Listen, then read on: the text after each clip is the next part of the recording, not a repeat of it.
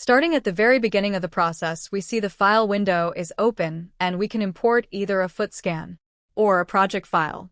The foot scan can either be in OBJ or STL format, and the project file can only be in LeoAFO file format. If I click Import Foot Scan, navigate on my desktop or shared folders to where my skin file is located and click Open, I can bring my skin file in and start working with it. A quick note, many structure scanners will export in meters and you will need to scale up the scan with the Scaling tab if you import it, and it's very, very tiny.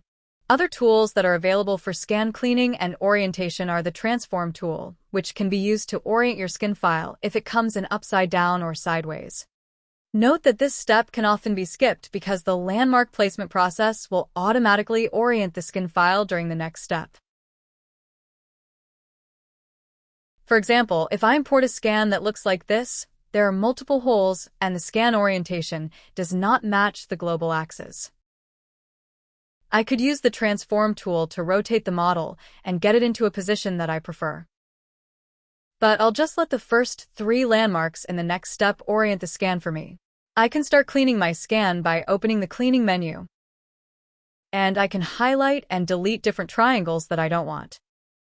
For example, I can use the Lasso selection tool to highlight this area and then click Delete Selection.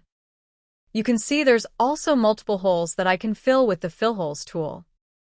I can click Smooth, which helps take away some of the lumps and bumps.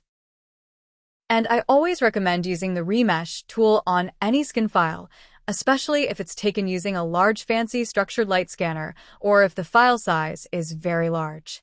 It will help the software run more quickly, and the Remesh will help patch any weird triangles that are located in your skin file.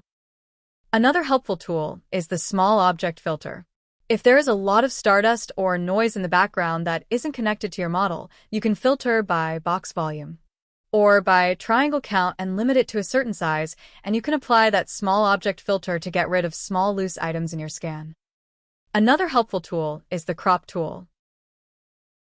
This will match to the X, Y, and Z axes and can be flipped around by clicking on the various buttons.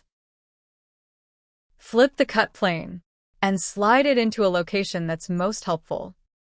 Then click the Crop button to apply the cut. It may be necessary to use the Fill Holes tool again to patch any holes that you've made by cropping. There is also an auto clean feature that is available. It will remove small objects with the Small Object Filter and will also patch holes in your scan automatically. So if you have a really noisy or messy scan, you may start with the auto clean button and see if you like the results. If for some reason it makes a change to your scan file that you don't like, you can always go back with the back button. Once you're happy with your scan cleaning and general shape of the mesh, you can then click Apply to move on to the landmark placement step.